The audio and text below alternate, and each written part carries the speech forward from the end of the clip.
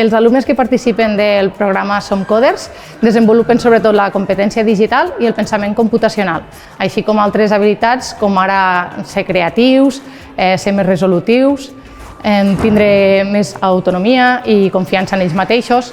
També a final de curs els demanem que facin un projecte d'Scratch en totes les habilitats que hem estat treballant durant el curs i ells mateixos fan la programació.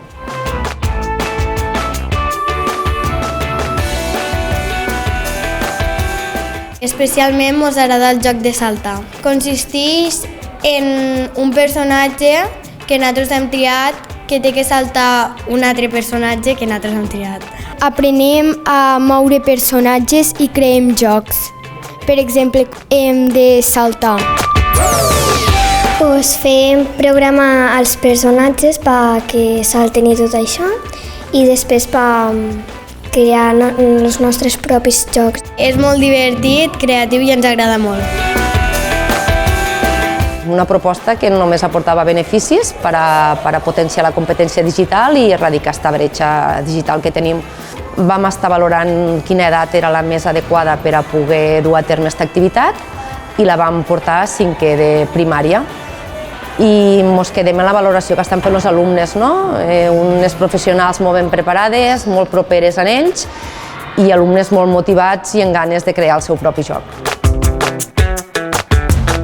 Hem après a no parlar amb la gent desconeguda en videojocs i tampoc mandar-li foto a la gent desconeguda.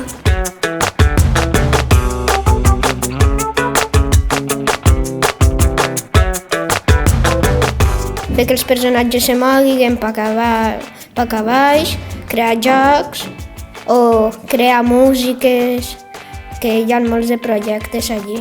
A mi el que més m'agrada és que puc crear el meu propi joc i que puc fer-ho a la manera que jo vulgui. Pensem que aporta dues coses molt fonamentals. Per una banda, més la part tecnològica de l'aprenentatge de la codificació, que els permet a ells anar creant diferents projectes que els ajuden a veure la necessitat de la tecnologia i la programació i també veure que tampoc no és tan difícil, que no són coses inassolibles. I per l'altra banda és tota la part de l'ús responsable de les tecnologies en l'ús de les contrasenyes, entenent que no han de donar les seues dades a ningú, que les contrasenyes no es comparteixen, que han de ser segures. Jo estic fent un projecte d'una xiqueta que va al col·le i li agrada molt jugar a futbol. Estava fent un projecte d'un xiquet que està jugant a futbol i que xuta la pilota a la porta i que marca.